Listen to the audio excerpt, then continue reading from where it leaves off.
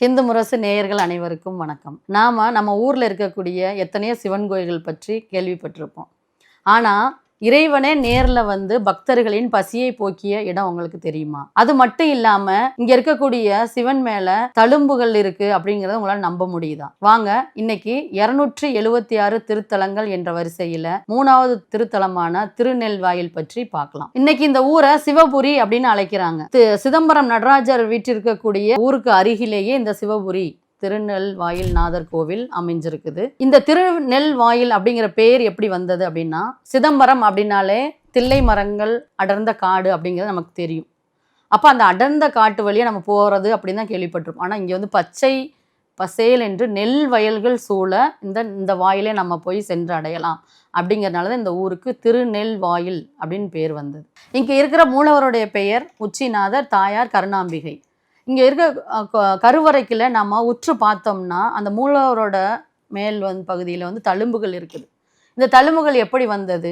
அதான் இயற்கை சூழ்ந்த அந்த வயல்வெளிகளில் இவர் வந்து சுயம்புவாக வந்திருக்கிறார். இது யாரும் வடிவமைக்கலை, சுயம்புவாக வந்ததுனால அந்த நெல் குத்துன உமியோட தழும்புகள் தான் இந்த உச்சிநாதர் மேலே வந்து இன்னமும் நம்ம பார்க்க முடியுது, தழும்புகளாக வடுவாக இருக்கு. இதோடைய வரலாற்று பின்னணி அப்படின்னு பார்த்தோம்னா 7ஆம் நூற்றாண்டில் திருஞான சம்பந்தர் சீர்காழியிலிருந்து சிதம்பரத்துக்கு தரிசனம் செய்ய போகிறாரு. போயிட்டு திரும்பி திருநெல்வேலி நாதரை பார்க்கலாம், உச்சிநாதரை பார்க்கலாம் அப்படின்னு சொல்லி திரும்பி வர வழியில் ஞான சம்பந்தருக்கும் அடியார்களுக்கும் ரொம்ப பசி எடுக்குது. திரும்பி வந்துட்டு இருக்கும்போது ரொம்ப சோர்வடைஞ்சு உட்காந்துடுறாங்க. இதை பார்த்த அப்பனுக்கு வந்து மனசு தாங்கலை. அவர் என்ன செய்கிறாரு, அங்கே இருக்கக்கூடிய ஊரில் இருக்கக்கூடிய ஒரு அந்தனர் வடிவத்தில் சமையல் செஞ்சு போடுறவராக வந்து அங்கே நெல்லை எடுத்து குத்தி அரிசியாக்கி அதை சமைச்சு அதோட கறியும் சேர்த்து உணவு கறி அமுதும் படைச்சு வாழை இலை போட்டு உட்கார வச்சு அவருக்கு பரிமாறுறாரு. எல்லாரும் வயிறு நிரம்ப சாப்பிட்றாங்க. சாப்பிட்டுட்டு எங்கப்பா நமக்கு சமையல் செஞ்சு போட்டவங்க திரும்பி பார்த்தா அங்கே ஒருத்தருமே கிடையாது.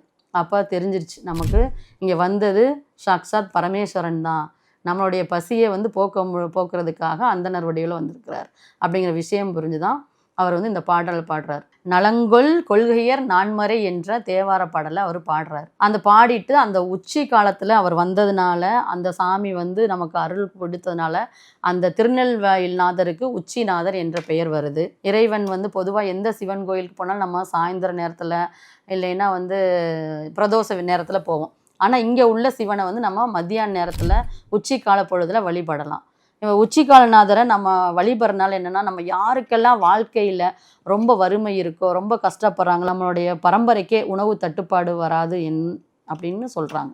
நீங்கள் இந்த சிதம்பரம் போகும்போது பக்கத்தில் இருக்கக்கூடிய இந்த திருநெல்வாயிலுக்கும் போய் பார்த்துட்டு வரலாம். பஸ்ஸு, ரயில் இந்த மாதிரி ஒரு 5 கிலோமீட்டர் தூரத்தில் தான் இந்த கோவில் அமைய பெற்றிருக்குது. நம்ம தமிழ்நாட்டில் இருக்கிற 277 தேவார பாடல் பெற்ற தலங்களில் பசி என்று வந்தவருக்கு பரமனே நேரில் வந்து சமையல் செஞ்சு இந்த தலம் மனிதநேயத்தையும் பசிப்பினி போக்க வேண்டிய அவசியத்தையும் உணர்த்தது.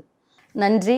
மீண்டும் ஒரு 276 சிவஸ்தலங்கள் என்ற பதிவில் சந்திக்கிறேன். வணக்கம்.